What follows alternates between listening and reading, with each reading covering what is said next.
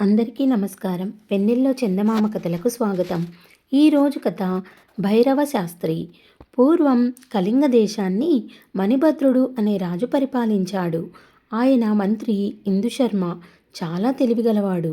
రాజుగారి నౌకర్లు లగాయతూ రాజబృందమంతా ఇందుశర్మ చెప్పు చేతల్లో ఉండడం చేత రాజకార్యాలు అవిఘ్నంగా సాగిపోతూ ఉండేవి.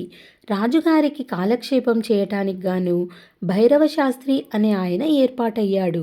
ఆయన నిత్యము రాజుగారి వద్దకు వెళ్ళి ఆయనకు విశ్రాంతి ఉన్న సమయంలో వినోదం కలిగించి వెళ్ళిపోతూ ఉండేవాడు. భైరవ శాస్త్రికి రాజుగారితో తప్ప మరెవరితోనూ పని లేదు. అందుచేత ఆయన ఇతరులను ఎవరిని ఖాతరు చేసేవాడు కాడు. రాజుగారికి తనపై అనుగ్రహం ఉన్నంతకాలము రాజపరివారంలో ఎవరిని తాను లక్ష్య పెట్టవలసిన అవసరం లేదని ఆయన అనుకున్నాడు. ఆఖరుకు మంత్రిగారి పట్ల కూడా ఆయన నిర్లక్ష్యంగా ప్రవర్తించసాగాడు. అది చూసి మంత్రిగారికి ఆగ్రహం వచ్చింది. ఆయన ఈ భైరవ శాస్త్రికి ఉద్వాసన చెప్పాలని నిశ్చయించి రాజద్వారం వద్ద కాపలా ఉండేవాణ్ణి పిలిచి, ఒరే, రేపు లగాయతు భైరవ శాస్త్రిని లోపలికి అడుగు పెట్టనివ్వకు అని చెప్పాడు. మర్నాడు భైరవ శాస్త్రి రాజదర్శనం కోసం వస్తూ ఉండగా ద్వారం వద్ద ఉన్న భటుడు, తమరు లోపలికి వెళ్ళటానికి వీల్లేదు, తమరిని రానివ్వద్దని ఉత్తర్వయింది అని చెప్పాడు. భైరవ శాస్త్రి ఆశ్చర్యపోయాడు. ఇందులో ఏదో పొరపాటు ఉందనుకున్నాడు. ఆ క్రితం రోజు కూడా రాజుగారు తనతో కులాసాగా మాట్లాడారు.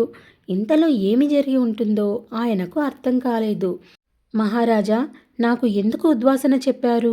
నా వల్ల జరిగిన తప్పేమిటో సెలవిస్తే దిద్దుకుంటాను అని ఒక ఉత్తరం రాసి భైరవ శాస్త్రి లోపలికి పంపించాడు. ఆ ఉత్తరం మంత్రిగారి దాకా వెళ్ళి ఆ తర్వాత బుట్టదాకలయ్యింది. 2 రోజులుగా భైరవ శాస్త్రి రాకపోవటం గమనించి రాజుగారు, ఈ మధ్య భైరవ శాస్త్రి కనిపించడం లేదు, ఎందుచేత అని తన సేవకులను అడిగాడు.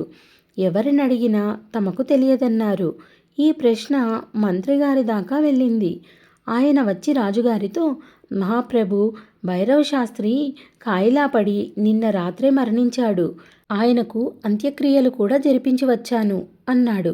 రాజుగారి వద్ద నుండి ఏ జవాబు లేకపోవటం చూసి భైరవ శాస్త్రి తన ఉత్తరం రాజుగారికి చేరలేదని గ్రహించాడు.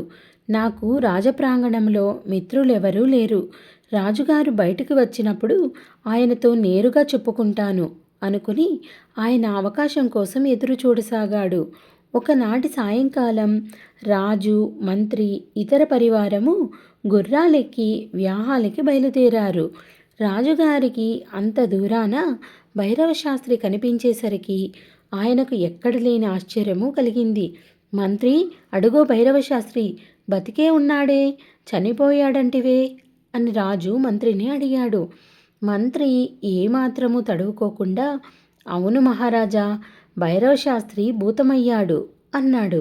మిగిలిన వారు మంత్రి ఎంత చెబితే అంతే, అవును మహారాజా, ఆ కనిపించేది భైరవ శాస్త్రి భూతం అన్నారు.